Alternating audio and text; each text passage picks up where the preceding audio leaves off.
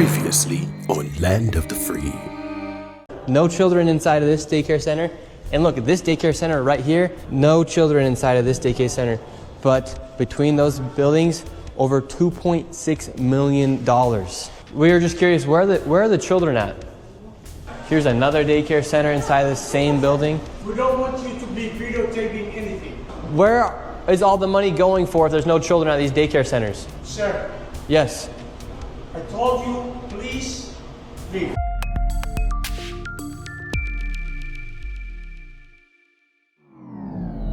Good day, good people. I hope all is well. I hope all is well with you all.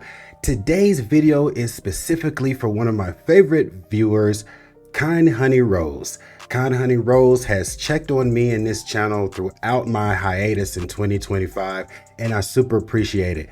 Speaking of that, shouts out to JR Wisdom and Jason Whitaker from the JWIT podcast. Those brothers kept up with me as well, kept me going. I really appreciate it. Anywho, Kind Honey Rose commented on the previous Minnesota fraud video that she would like to know more about the fraud concerning daycares and medical transport services in Minnesota as well. So here we go. Most of how this newfound concern and outrage for the fraud in Minnesota from the GOP came after some viral videos by Nick Shirley in which he was uncovering fraudulent businesses, particularly in the Somalian community. Let's check out one of Nick's videos to help spark this current fraud outrage. Here we have two child daycare centers. We have the Minnesota Child Care Center, and then we also have Nuna. Between the two, $2.66 million. Hello. Hi. Hi. Why are you recording? Yes. We would like to know. Well, it says we're trying to figure out 102 children. Is that for this facility? What is the name? Why is it? It's from the state of Minnesota website. It says you have 102 children here in your child care. Which child care name is a lot of Minnesota Child Care right here. It's from the state of Minnesota's website. We're just wondering where the children are. Where the children are? Yeah, where are the children? It says you have 102 children here, and you got $2.66 million this year in funding, and $2.5 million last year. We're just wondering where the kids are. And who are you? My name's Nick Shirley. Nick Shirley. And where are you? Which department?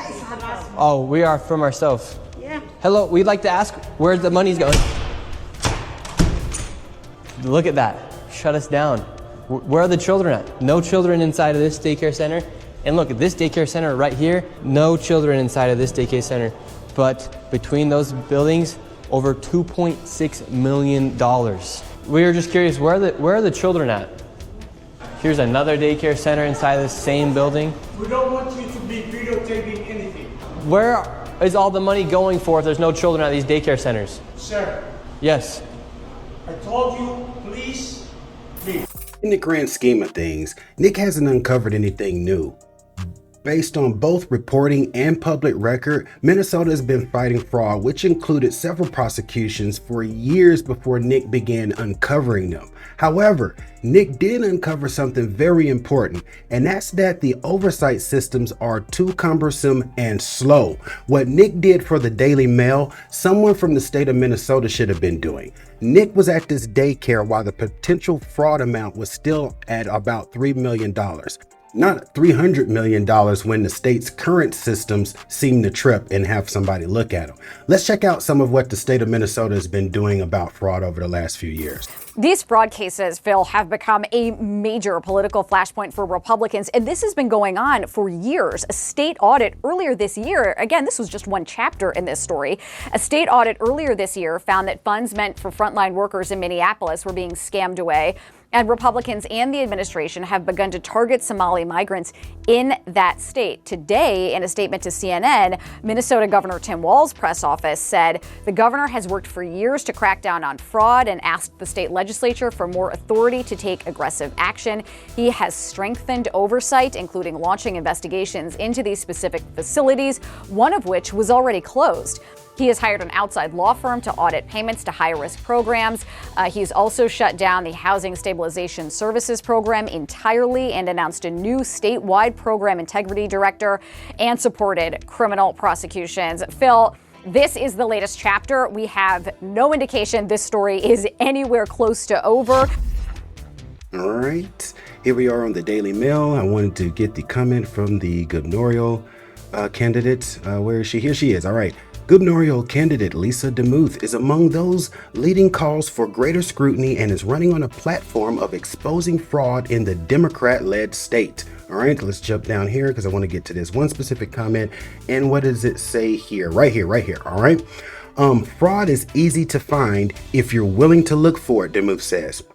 Many of these seemingly vacant businesses have been cited by the Walz administration for licensing violations, which should have made it easy to catch and stop millions from being stolen. Couldn't agree more with that statement. Licensing issues should have automatically tripped greater scrutiny. In a clip that I have coming up next, the state of Minnesota is actually going to admit that their oversight systems did not do a good job communicating with each other. And that is exactly what Ms. DeMuth was highlighting. License violation should have automatically equaled greater scrutiny. I'll go a step further, especially after reviewing the Feeding Our Futures fraud, the fraud cases that we're looking at now with the daycare, as well as what we're going to see in just a second with the Medicare or the medical transport fraud. They have a MO of where they establish these businesses and then say that they provided a lot of services for a lot of clients and or individuals that simply do not exist.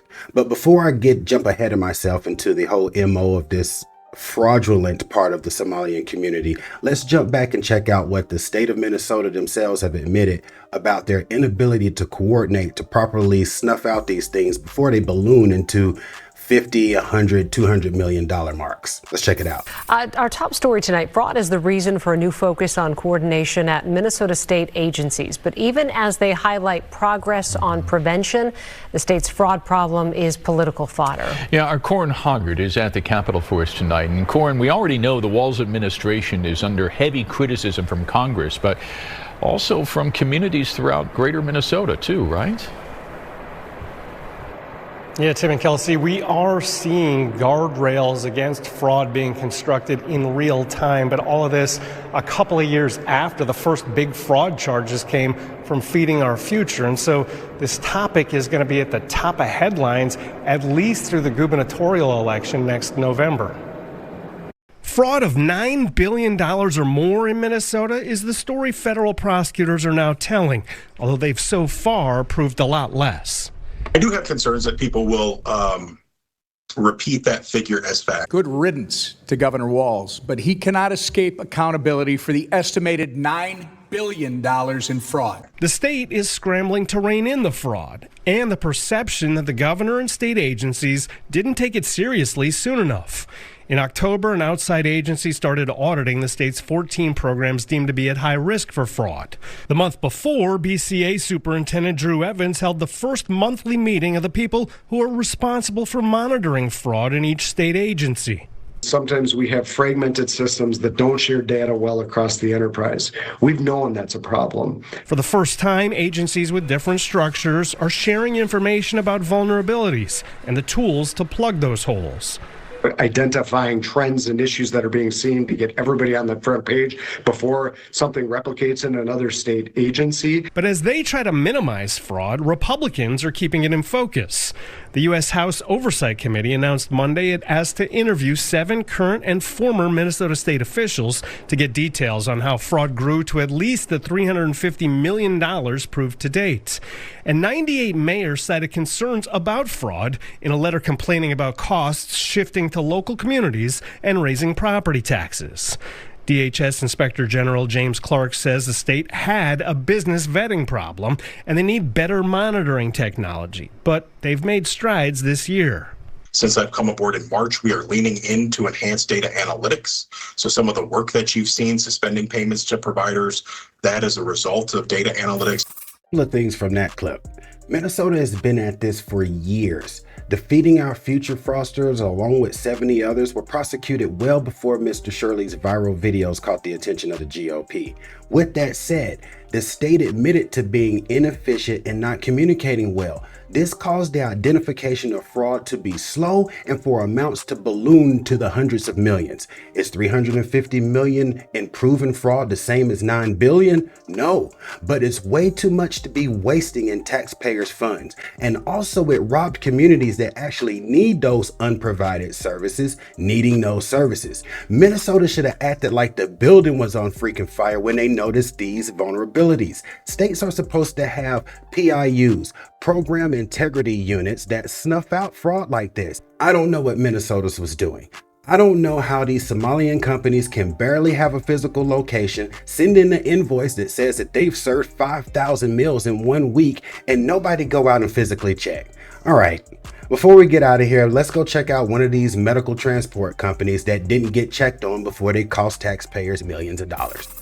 Alrighty, party people, I'm not going to keep you very long. Just going to check out a couple of things on this page. As you can see, we're on the Minnesota Attorney General's office page, and it says, Attorney General Ellis charges 5 with stealing more than $10 million in 2 Medicaid fraud prosecutions.